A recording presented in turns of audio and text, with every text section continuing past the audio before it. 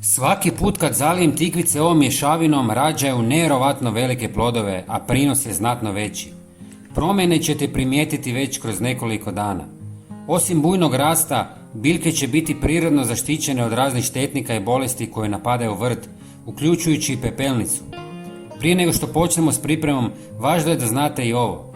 Tikvice su zahvalne biljke koje mogu obilno roditi, ali samo ako im pružimo sve što im je potrebno u pravom trenutku. U početku, kada se tek razvijaju i šire svoje lišće, traže puno dušika jer tada troše najviše energije na izgradnju zelene mase. Kako se pojave prvi cvjetovi, dolaze vrijeme kada biljka prelazi u fazu stvaranja plodova i tada joj više koristi hrana bogata kalijem koja pospješuje veličinu i broj tikvica.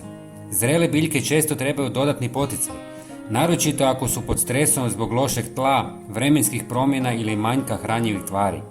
Umjesto da koristimo kupovne proizvode, možemo vrlo lako napraviti snažnu prirodnu prihranu kod kuće.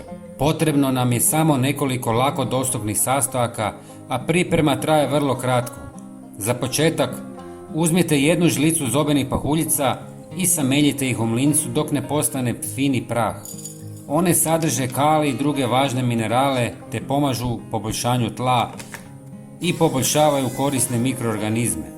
Otopljene u vodi predstavljaju odličan poticaj za rast i razvoj plodova. Ako želite još više kalija, možete dodati i koru od banane. Napišite nam u komentarima odakle nas gledate. Hvala vam. Istresite prah u pola litre tople vode.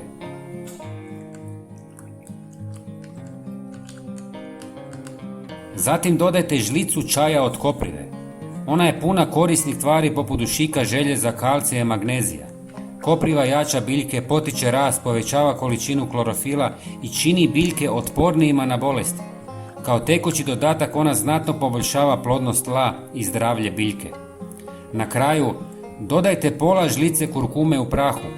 Kurkuma ima snažna antibakterijska i antigljivična svojstva. Djeluje kao prirodna zaštita od bolesti i pomaže u jačanju otpornosti biljke bez ikakvih kemikalija. Također djeluje kao blagi repelent za neželjene insekte. Smjes ostavite da miruje jedan dan, nakon čega je procijedite i dodajte još pola litre vode. Omjer je otprilike jedna žlica svake komponente na 1 litru vode. Zalijevajte svakih 10 do 15 dana s količinom od oko 250 ml po biljci. Hvala vam što nas pratite i svakako se pretplatite na naš kanal kako biste svakodnevno vidjeli najnovije savjete. Potpuno je besplatno. Hvala vam i pozdrav!